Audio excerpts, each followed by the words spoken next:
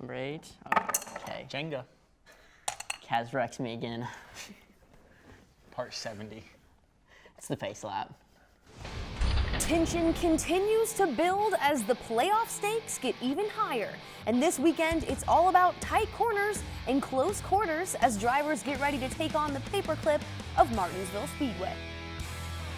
Hello everyone, I'm Jessie Punch and welcome to the Pace Lap. We have a great show for you guys today because not only are we going to be looking ahead to the weekend at Martinsville and the playoff implications that come with that, but I also have two very special guests joining me later. Two guys that are definitely not strangers to the Pace Lap. One of NASCAR's most dynamic and odd duos, pair of best friends, Justin Haley and Kaz Grala. But they're going to be sitting down with me a little bit later and playing some games, having a little bit of fun. So first, let's talk some racing and check out the ARCA series from this past weekend. The ARCA series wrapped up their season in Kansas on Friday. Sheldon Creed was leading the race until an incident with a lapped car on lap 46 set him back. But Creed and the 28 team managed to keep themselves in it as several late race cautions kept the field bunched. A lap 86 restart set up a battle between Creed and Harrison Burton, but Creed held off Burton for the win, officially claiming the title of 2018 ARCA champion. And in the Peak Mexico Series, Abraham Calderon took the checkered flag in a cautionless race. This was Calderon's first Peak Mexico Series win this season. And with just 2 races left in the season, still a tight battle for that championship, Erwin Vinces and Ruben Garcia Jr. are still 1-2 fighting for the title of 2018 Peak Mexico champion. The final race of the season for the Wheel and Euro Series was this weekend. Alon Day, the 2017 champion, defended his title, holding the lead the entire race. Day earned 2 wins over the weekend, taking both Elite One races, making that 7 wins for him this season. And with that, he is the 2018 Wheel and Euro Series champion. Well, we may not be in Kansas anymore, but we are in round 2 of the Xfinity playoffs. And after this weekend's race, I'd say those 8 drivers are starting to feel the pressure. Daniel Hemrick was in front to start the race, but on just the very first lap coming into turn 2, Justin Allgaier gets loose and he makes contact with the 20 of Christopher Bell and he spins, hitting that outside wall. Allgaier right into the side of the 20 car. Major damage for a lot of playoff contenders, including Austin Cindric and Cole Custer. Both Cindric and Allgaier were not able to continue. Christopher Bell also had to end the day early a few laps later because of the damage. And Custer and the 00 team did get back out there, but they were 10 laps behind, ultimately finished 26th. Definitely shakes things up in the playoff standings. At the end of stage 1, it was Daniel Hemrick still up front with the lead, and he earned the stage 1 point. Hemrick was 3rd in the playoff standings heading into this race. The caution came out for the 5th time on lap 90, ending the 2nd stage under caution with the stage point going to John Hunter Nemechek. A rocky green flag pit stop in stage 3 caused Nemechek to fall pretty far behind the leader Daniel Hemrick, but lucky for him, one final caution on lap 164 gave Nemechek the break he needed when the 78 car stalled on the track. Starting 6th on the restart, Nemechek powered the 42 Chip Ganassi Racing Chevrolet to the front, battling Daniel Hemrick, and on lap 171, Nemechek took the lead for good, pulling ahead in the final laps to earn his first career NASCAR Xfinity Series win. And at the track where his father, Joe Nemechek, won his final Cup race back in 2004. With me this week are 2 Pace Lap regulars, you could say. Driver of the number 61 Ford for Fury Race Cars, Kaz Grala, and driver of the number 24 Chevy for GMS Racing, Justin Haley. Guys, welcome back to the Pace Lap. Thank you. Yeah, it's awesome to be back. I love having both of you on the show because you bring out each other's personalities. Because if you didn't know this, they are best friends. And we're going to hear all about it later on. Yeah, for sure. I'm super dry if Kaz isn't here. So he's kind of like my boy I bring around and brings my personality out. And here we are. Gonna have a great episode. Gonna have a good episode. We're gonna play a game later, actually, with you guys to learn a little bit more about you. So I'll be anxious to see what all goes on in your brains. It's always fun in games here at the Pace Lab. Always. But before we get to that, we probably should talk a little bit of racing because we did just watch that Xfinity highlight and madness ensued on just the first lap. I mean, what even happened? Definitely didn't see that coming. I mean, maybe if you go to a track like Martinsville or Talladega, okay, you might expect it a little bit. But Kansas, really, that took me by surprise and certainly took Justin Allgaier and Christopher Bell by surprise and put them in a bit of a hole for the playoffs just to kick off this round. So really tightens up the field. This almost took out the playoff point benefit from the regular season. It's pretty much going to be 8 guys here scrapping for 4 spots, pretty close in points. To see a veteran like Justin Allgaier make a mistake like that on the first lap of a race just goes to show how hard these cars are to drive. Everyone is always like, man, the cars are super easy to drive, the racing's not good. These cars are very difficult to drive. It's very surprising to see that out of a veteran like that, and it just goes to show how hard NASCAR is today. Well, I'm glad that you mentioned Allgaier because, as Kaz mentioned, there were a lot of playoff drivers involved in that first lap incident. But Allgaier has been one that everyone's kind of been talking about when it comes to the actual playoff standings and how things have shifted because of this one caution. So let's check out the Xfinity points now after Kansas. So here's what we're looking at. Allgaier had been running incredibly well all season, and everyone, I feel, had kind of thought he was pretty set. Running pretty strong in the playoffs, but now after that, he's 6th. He's 5 below the cutoff. Not really anything anybody expected. What do you think? No, I mean, the regular season champion, he basically had a Harvick-like season going into the playoffs with all those wins, and you never saw him outside the top 3, top 5, so certainly wouldn't expect to see him below the cut line at any point. One thing that really stands out looking at this that might actually look different if you haven't seen these point standings today, Elliott Sadler is now sitting at number 1, and that is because Daniel Hemrick has received a penalty after post-race inspections this past weekend in Kansas. So because of that, he had a 10-point deduction on his playoff points there, and his crew chief is also suspended for 1 race. So because of that one incident and then that post-race penalty, Hemrick's now sitting at 2nd with Sadler just 1 point above him. Yeah, and Elliott's been consistent this year, but I don't think he's had the season he's wanted to have. He hasn't had any wins, not really had that much speed throughout the season, but you see a guy like C. Bell or Justin Allgaier, they both have 5-6 wins. They've been super fast. Then you see them, Christopher Bell, he's only 1 point to the good. You got Justin Allgaier, who's down 5 points of the cutoff line, and they both have been the class of the field. So that just goes to show how crazy these NASCAR playoffs are. It's obviously very interesting. You have Tyler Reddick up there in 3rd, and obviously Daniel now is in 2nd, only 1 point behind Sadler. So it's been pretty crazy for sure. Well, and something interesting, too, I feel like coming out of most races in the playoffs so far in all the series, there have been those guys at the top who have all those playoff points. Your big 3 or, your first couple in the truck standings or Xfinity standings that it's like, all right, well, they just need to be careful. They just need safe races. They'll be fine as long as nothing catastrophic happens. Plus 14, that's not that many. There's really nobody on this screen that I would say, ooh, they just have to be careful and they'll be fine.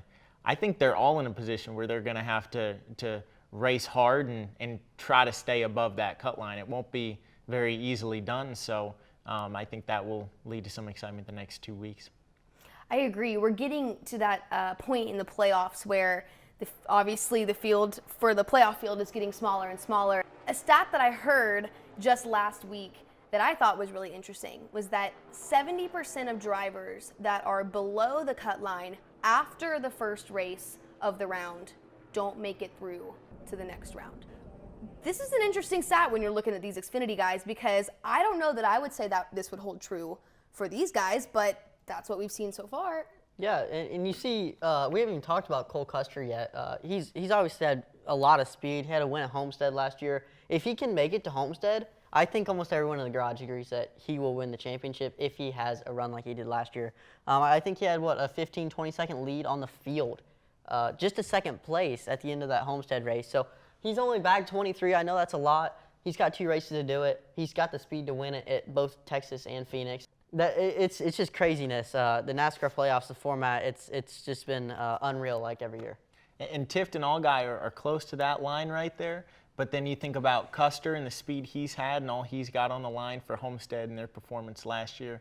And then Cindric, the 22 car, already won Texas and Phoenix this year. So even though the 2 of them are a little bit further back in points, I'm sure either one of them may be able to shake up that cut line, even being that far back. So I think all 4 of those guys under have the chance of getting back above the line. And I'll be interested to see who's able to do that. That's definitely a testament to what we've seen so far in the playoffs, when you can talk about drivers that are sitting below the cut line and you say they're only 23 points below. Because as much as that seems like it's a pretty big gap, all we've learned is that it could take one lap, lap 1, for anything to mix up these playoff points. So that's what we've seen in Xfinity, and quite honestly, that's what we've seen in Cup too. And we only saw more of that this past weekend at Kansas as they finished their round. So let's check back through those highlights before we talk about the madness that's ensuing in the Cup playoff points. Joey Logano started on the pole. He led 100 total laps this race, winning stage 1 and locking himself into the next round of the playoffs on points. Stage 2 went to Kevin Harvick, who also solidified his spot in the round of 8 on points. With just over 50 laps to go, Harvick was penalized for speeding on pit road, which ultimately allowed Chase Elliott to take the lead. Elliott outran Kyle Busch and 3rd place Kyle Larson, taking the checkered flag for the 3rd time this season. His last trip to victory lane was just 2 weeks ago at Dover. Chase Elliott now 4th in the Cup playoff standings. A weekend in Kansas and another win for Chase Elliott, his 3rd now this season. And I don't know about you guys, but I don't think anyone could have seen the success that Elliott would have towards the end of this season and in the playoffs. But I'm definitely excited for him. He's making things interesting. They always say the first one's the hardest and then they come easy after that. But I didn't know if I really believed that, but he's certainly showing that for sure this year. Absolutely, and especially in the playoffs so far. He was definitely kind of a dark horse, maybe, as you say. I don't know that anyone looking at the original playoff standings would have predicted that he would be heading into round 3, but here we are, and it's looking pretty good. I do want to take a second, though, to look at the Cup playoff standings now after last weekend at Kansas, because things have now reset before we head to Martinsville and start round 3. And like I said, Chase Elliott, he is secure in round 3, but that win was very important because that is the only reason why he is sitting above the cut line right now. So a lot to look at here, a lot of competition to see in round 3. Yeah, you see the big 3. They've obviously been there all year. Then you obviously have Chase sitting there. And 4 through 7, they're all very close. So that's going to be interesting as we close in on the cutoff race here soon. Obviously some good competition there. So I think it's going to be very interesting. Yeah, I think it'll be cool to see like Logano and Kurt Busch, guys like that, trying to grab that 4th spot from Chase, because I feel like Kurt and Logano have run a little bit better all year than Chase, but Chase has certainly turned it up lately and been better than them. So I think it'll be interesting to see if Chase's momentum carries through and he can still be that strong, or if Kurt and Logano will show their speed like they have all year. We've definitely seen a lot of unexpected things happen, not only in the Cup Series, but also in the Xfinity and Truck Series throughout the playoffs. And there was actually a tweet from Marty Snyder this past week after the race, and here's what Marty said. He said, "We're 6 races down in the playoffs, just 1 win from the big 3, and the driver who has led the most laps in every race has yet to win. These playoffs have been so unpredictable." What do you guys think about that? The driver that's led the most laps in every race has yet to win. That is pretty crazy, but I guess that just speaks to how important those playoff points are throughout the regular season. I mean, obviously Truex had a bit of a rough first round. Certainly you wouldn't have thought he'd be flirting with the cut line in that last race there. But given the fact that he's had such a strong season, I think it is legitimate that he was able to stay above that cut line, and I think the points are serving their purpose exactly like they should. But when it comes down to Homestead, those points no longer matter. Now you got to have a good day right now, right here. If it comes down to just that one, that really does show who the strongest team is overall. Definitely been an unpredictable playoff situation so far. I will be anxious to see what happens this weekend at Martinsville. Heading to a short track. Gonna shake things up, as they always do. What kind of competition are you guys predicting to see this weekend in Martinsville? Well, I always look forward to watching the Martinsville races. It's obviously exciting racing, and sometimes you see some different characters up front than you typically would. I feel like Allmendinger is always up front in the Cup race at Martinsville, and so it really shakes the field up. So I'm sure you'll see some guys that are not in the playoffs or have been knocked out of the playoffs that go up front and can spoil it for the guys that are still in the playoffs, just because it's such a unique little place. Yeah, and on top of that, you know, the guy that really sticks out in my head is Chase Elliott. Obviously, this race last year, he was running very good at, had a shot at win. Now he has momentum. Last year he did not. So I would presume that Chase would probably be pretty good this weekend, and probably one of those contenders. Well, this weekend is big for you as well, Justin, because the trucks are back in action and you are competing for the championship right now. I want to check out the truck points heading in to the weekend because things have reset as Martinsville is the start of round 2 for you guys. This is what we're looking at, top 4. You're sitting right below the cut line, but you've been running incredibly well during the playoffs. Talk to me a little bit about how confident you are going into this weekend. Yeah, obviously I'm super confident. We were just talking about how the points reset, and obviously Johnny has got 5 wins and plenty of playoff points, and so do the top 3. But we ran really well in the first round of 8. Had the best average finish out of anyone. Ran first, fourth, and third, which is pretty good. So if we can match that in the round of 6, obviously I think we're going to be pretty good. It's going to be tough, but I got a lot of confidence in my team. Martinsville has never really been my best track, but Texas is my best track. So hopefully we can keep the ball rolling and keep the momentum up. That would be super helpful. Well, and beyond just your 24 team, your overall team for GMS Racing is very, very well represented this weekend. Beyond just you and Johnny Sauter and Stuart Friesen, you guys have a couple drivers that are driving for you in Timothy Peters, Sheldon Creed, and Tyler Dipple. So a lot of GMS trucks out there this weekend. Yeah, it's we're going to be racing our own team. Cool to see Sheldon and Tyler, 2 young kids, get the opportunity. I know. You know, when I was racing Kanan and Arca, it was really special for me to get the opportunity to come to GMS Racing. Such a great team to build my career, and they've done a lot for me. So it's going to be pretty cool having 5, 6 trucks there, so looking forward to it. I'm glad you mentioned your transition from K&N and ARCA and getting the opportunity to run in the truck series, because there's actually 2 drivers this weekend that are getting to have their truck debut at Martinsville this weekend. K&N driver Tyler Ankrum and ARCA driver Chase Purdy will both be having their truck debut at Martinsville. So as someone who has been there, what do you expect to see from them on the track this weekend? One of the biggest things for me was just getting comfortable and confident. You know, obviously you go Tyler Ankrum, he won the K&N East Championship, and now he's jumping into a truck. I did the same thing. I won the East Championship, jumped into a truck. So I think they're going to be having a steep learning curve. Obviously, the trucks are different, longer races. As long as they just keep their heads about them, should be a good weekend.